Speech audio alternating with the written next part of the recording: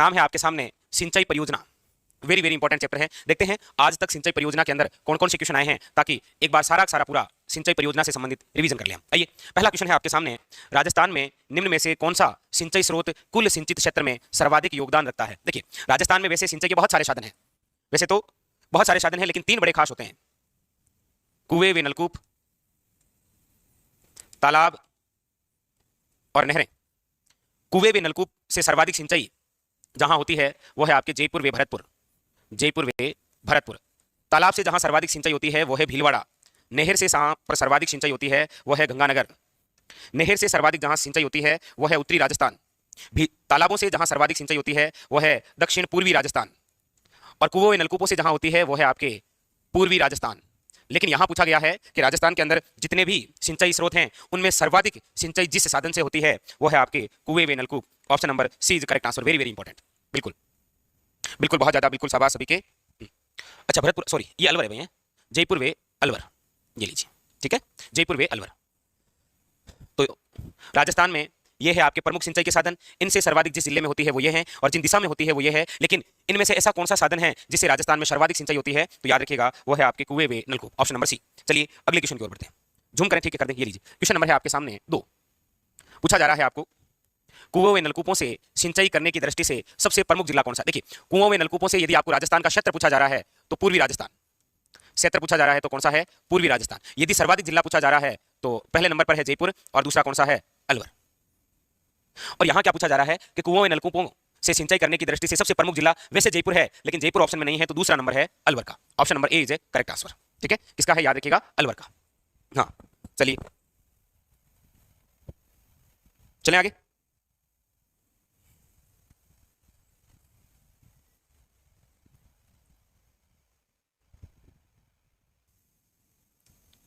Question पूछा जा रहा है, राजस्थान में नहरों द्वारा सिंचित क्षेत्र का प्रतिशत कितना है। अब ये 2013 और 14 के अकॉर्डिंग है, तो इसका आंसर तो हो जाएगा आपका option number D is correct answer. लेकिन इसको यदि हम वर्तमान में देखें, वैसे देखिए बुक के अंदर भी वर्तमान के डाटा ही दे रखे हैं, क्योंकि ये तो 13 और 14 के अनुसार, लेकिन जब हम वर्तमान की बात करते हैं और वर्तमान के अंदर जब नहरों की बात करेंगे तो देखिए सर्वाधिक कहां पर है, तो आप कहेंगे नहरों से सर्वाधिक सिंचाई जिस जिले में होती है वो है श्री गंगानगर।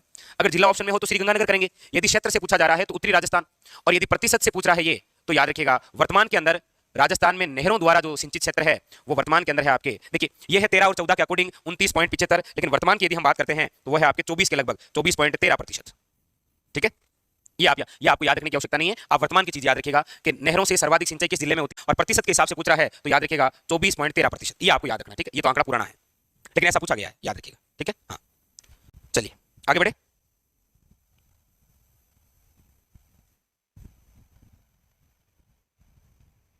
चलिए अगला क्वेश्चन, क्वेश्चन नंबर है आपके सामने 4। पूछा जा रहा है, राजस्थान में उपलब्ध भूजल की प्रोजे मात्रा का लगभग कितना प्रतिशत भाग वर्तमान उपयोग में लिया जा रहा है। मतलब राजस्थान का जो भूजल है उसके अंदर लगभग कितना प्रतिशत भाग वर्तमान के अंदर उपयोग में लिया जा रहा है, तो इसका राइट ऑप्शन है आपके option number A is correct answer, वो है 50%। कितना है, याद रखिएगा 50%। ठीक है, मां भगवती की आराधना। चलिए अब आंकड़े हैं भाई, ये तो आपको पता ही है, चेंजमेंट होते रहते हैं समय के साथ। अब जैसे आपके सामने है क्वेश्चन नंबर 5। क्वेश्चन नंबर 5 क्या पूछ रहा है कि केंद्रीय भूजल बोर्ड की रिपोर्ट 2011 के अनुसार राजस्थान में सुरक्षित जल भंडार वाला कितने विकास खंड है। लेकिन हमें बात करनी है केंद्रीय भूजल बोर्ड की वर्तमान के संदर्भ में। वर्तमान के संदर्भ में यदि हम सुरक्षित जल भंडार की बात करें, सुरक्षित जल भंडार, तो वो है आपके 37। वर्तमान के अंदर तो कितने हैं, 37। लेकिन क्वेश्चन 2011 की रिपोर्ट के अनुसार बात करते हैं तो है option number A is correct answer 25। लेकिन ये आपको याद नहीं रखना है, फिर कह रहा हूं, याद आपको ये रखना है कि केंद्रीय भूजल रिपोर्ट 2020 के अनुसार राजस्थान में सुरक्षित जल भंडार वाले विकासखंड कितने हैं, याद रखिएगा 37। ठीक है, हाँ अब ये कोई दिक्कत नहीं, ये जरूर याद रखिएगा 37 वर्तमान के। क्वेश्चन नंबर है आपके सामने 6। पूछा जा रहा है, भूगर्भ जल सर्वे 1971 की तकनीकी रिपोर्ट के तहत निम्न दिए गए किस जिले का समावेश सर्वे में नहीं किया गया। मतलब जब हमारे राजस्थान के अंदर भूगर्भ यानी भूमि के अंदर जब जल सर्वे किया गया था 1971 में तकनीकी रिपोर्ट के तहत, उस समय किस जिले का समावेश सर्वे में नहीं लिया गया। देखो बाड़मेर राजस्थान का पश्चिमी जिला है, तो यहाँ पर तो सर्वे किया गया था कि मतलब क्योंकि वैसे भी जैसलमेर, ये बाड़मेर, ये जोधपुर, ये आपके राजस्थान के मरुस्थल के भाग है, तो यहाँ पर लगभग पानी की कमी थी, इसलिए यहाँ पर सर्वे किया गया। जहाँ पर सर्वे नहीं किया गया वो है उदयपुर, क्योंकि उदयपुर में वैसे कोई पानी की कमी है नहीं। उस आइडिया से ये क्वेश्चन हो सकता है। ठीक है, तो यहाँ पर ऑप्शन नंबर सी, क्योंकि उदयपुर में वैसे बहुत पानी है, क्योंकि उदयपुर को तो जिलों की नगरी कहा जाता है। ठीक है, तो उसके अकॉर्डिंग है ये option number C is correct answer. ठीक है, चलिए आगे बढ़े। क्वेश्चन नंबर 7 पूछा जा रहा है, केंद्रीय भू जल प्राधिकरण ने राजस्थान के निम्न में से कौन से प्रशासनिक खंडों में भूमिगत जल दोहन पर रोक लगा दी। देखिए ये आर्थिक समीक्षा के साथ में क्वेश्चन आते हैं, ठीक है। देखिए केंद्रीय भू जल प्राधिकरण ने राजस्थान के निम्न में से कौन से प्रशासनिक खंड, यानी कि जो ब्लॉक है ना, वैसे कुल खंड कितने हैं, कुल ब्लॉक वो है आपके राजस्थान में 248, 2 4 4 8, ठीक है, 248।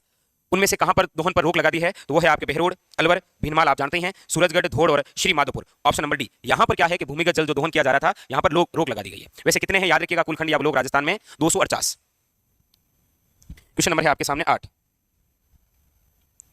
क्वेश्चन नंबर 8 आपके सामने क्या पूछा जा रहा है, देखिए पूछा जा रहा है कि राजस्थान में निम्न में से कौन सी एक भूजल ब्लॉक श्रेणी नहीं है, भूजल ब्लॉक श्रेणी नहीं है। अभी हमने बात भी की थी, क्वेश्चन भी आया था कि सुरक्षित कितने हैं, तो वर्तमान के अंदर तो कितने हैं 37, ये हमने पढ़ा भी था। अर्धक्रांतिक भी हैं, कहीं पर अति संदोहित क्षेत्र भी है, लेकिन यहां पूछ रहा है राजस्थान में निम्न में से कौन सा एक भू जल ब्लॉक की श्रेणी में नहीं आता है। तो ऑप्शन है आपके सामने सुरक्षित, अर्धक्रांतिक, अति संदोहित और न्यून संदोहित। ये थोड़ा थ्योरेटिकल क्वेश्चन है, तो इसका जो राइट आंसर है राजस्थान में नहीं है, वो है ऑप्शन नंबर डी, ठीक है। ये ब्लॉक है ना, अभी जैसे अभी हमने पढ़े थे कि राजस्थान में भूजल ब्लॉक कितने हैं वर्तमान में 248, उसके आधार पर, ठीक है। चलिए क्वेश्चन नंबर है आपके सामने 9। पूछा जा रहा है टांका और खड़ीन क्या है। देखिए टांका तो वैसे आप मारवाड़ी बोले जो होद है, तो ये किसके लिए होगा, जल संरक्षण के लिए होगा। और खड़ीन में भी क्या होता है, जल संरक्षण होता है, लेकिन फिर आगे चलकर इसमें कृषि हो जाती है, और ये जैसलमेर में है आपके प्रॉपर्टी। तो ऑप्शन देख लो, आदिवासियों का युद्ध कौशल है नहीं, आदिवासियों की बोली, परंपरागत कृषि पद्धतियां नहीं, परंपरागत जल संरक्षण संरचनाएं हैं ये जो चली आ रही है। टांका, खड़ीन जानते हैं आप, तो नाडा, ठीक है, जोहड़, ये सारे क्या है, जल संरक्षण के स्रोत।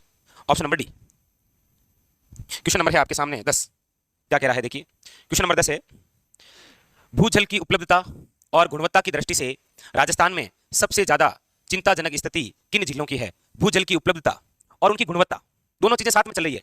जल उपलब्ध भी होना चाहिए, लेकिन गुणवत्ता भी होनी चाहिए। ऐसा नहीं जल तो है लेकिन खारा है, फिर उसका क्या करेंगे हम, ठीक है, तो याद रखिएगा। तो भूजल की उपलब्धता और गुणवत्ता दोनों चीजें साथ में लेकर चलनी है। उसकी दृष्टि से निम्न में से कौन से जिले हैं जो चिंताजनक हैं। देखो जैसलमेर और बीकानेर, जैसलमेर और बीकानेर के अंदर वर्तमान की बात करें कोई दिक्कत नहीं है, आईजीएनपीआर की है, इंदिरा गांधी नहर परियोजना, वो उपलब्ध भी ठीक है और गुणवत्ता भी पानी की ठीक है, गणित की इंटेंशन वाली बात है कोई, ठीक है, तो अटक कोई चिंता है कोई, मामला ठीक है।